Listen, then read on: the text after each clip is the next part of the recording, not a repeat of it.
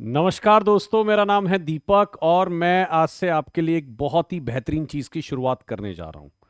देखिए दोस्तों, पैडागॉजी के अंदर है ना, सीटेट पैडागॉजी के अंदर कुछ ऐसे छोटे छोटे टॉपिक होते हैं जो 5-7 मिनट में कवर किए जा सकते हैं और जिनसे काफ़ी क्वेश्चन जो है पेपरों के अंदर नज़र आते हैं।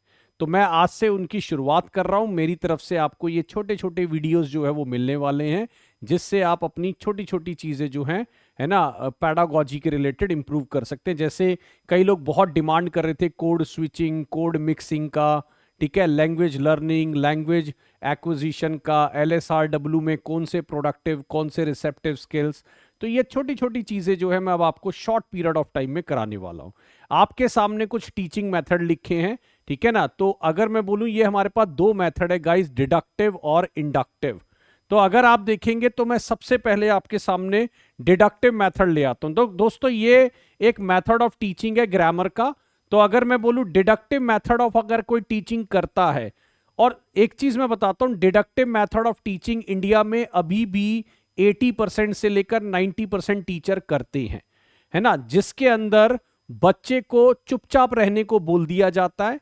टीचर आता है, रूल समझाता है, रूल के थ्रू फिर एग्जाम्पल देता है, ठीक है। और ऐसी क्लास को हम बोलते हैं टीचर सेंटर्ड क्लास, जहां पर स्टूडेंट को बोलने की ज्यादा इजाजत नहीं होती।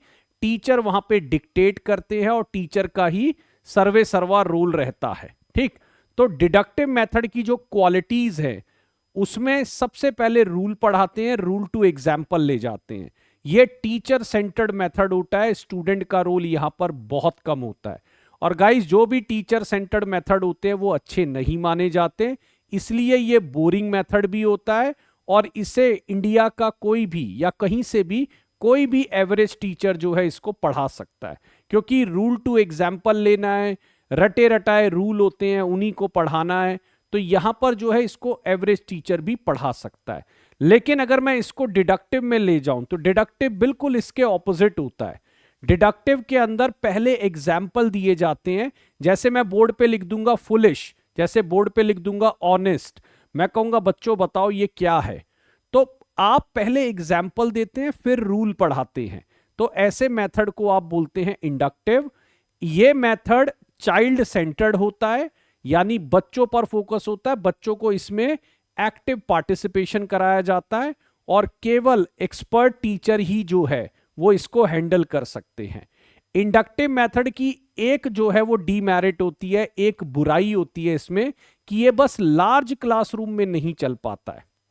इसको आप एक मतलब 50-60 की स्ट्रेंथ तक तो चला सकते हैं, लेकिन लार्ज क्लासरूम में अगर ज्यादा एक्टिव पार्टिसिपेशन रखेंगे तो फिर वो बहुत नॉइजी क्लास हो जाती है और उसको मैनेज करना भी मुश्किल होता है। अदरवाइज एक 40-50-30 बच्चों की क्लास में इंडक्टिव मेथड बहुत अच्छा मेथड माना जाता है, राइट। तो ये दोनों का हमने आपको फर्क बताया, डिडक्टिव और इंडक्टिव मेथड का।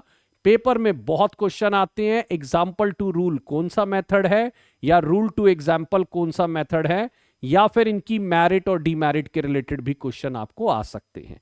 तो गाइज, ये मेरी तरफ से एक छोटा सा वीडियो था। कमेंट सेक्शन में जरूर बताइएगा आपको वीडियो कैसा लगा। क्या आपको आगे भी ऐसे शॉर्ट शॉर्ट वीडियो चाहिए, और मैं आपको प्रोवाइड कराऊंगा। छोटे छोटे टॉपिक्स के ऊपर हम लोग बातें करना स्टार्ट कर देंगे, ठीक। तो this is all from my side, my name is Deepak, ठीक है। Thank you so much for watching this video. Thank you guys, bye bye everyone.